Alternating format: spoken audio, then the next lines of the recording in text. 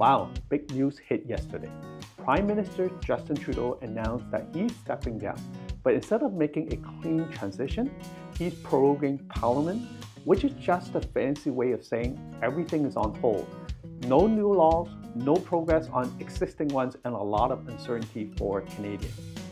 This decision feels wildly irresponsible, especially when so many of us are dealing with challenges like high inflation, higher interest rate, and the ripple effect of the upcoming US administration.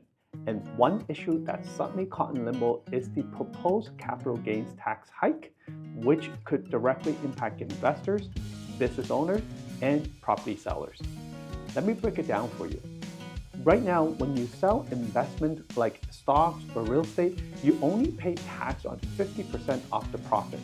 The government wanted to change that to 66.67% for gains over $250,000, starting June 25, 2024. This was announced in last year's budget, but Parliament never got around to passing the legislation. So now, with everything paused, the future of this tax is up in the air. Now here's the tricky part. Even though the law hasn't passed, the CRA might still enforce the higher tax. Why? Because once a tax proposal is tabled in Parliament, the CRA can start collecting on it as if it was already in effect. This puts investors and property owners in a tough spot. Tax experts are recommending that you prepare for the higher rate just to be safe. So if you sell a property or investment with a big capital gain after June 25th, you might still need to pay the higher rate, even though the law isn't official. If it doesn't pass later, you'll likely get a refund. But if it does pass and you didn't pay, you could face penalties and interest.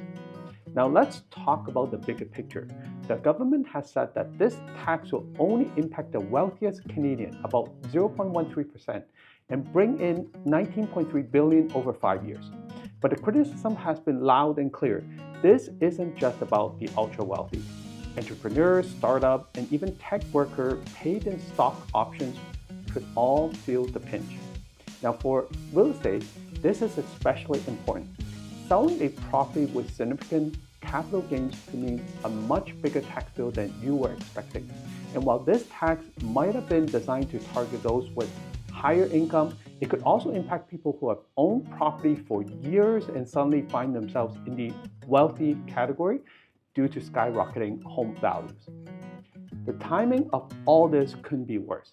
Canadians are already stretched thin with rising costs of living and interest rate eating into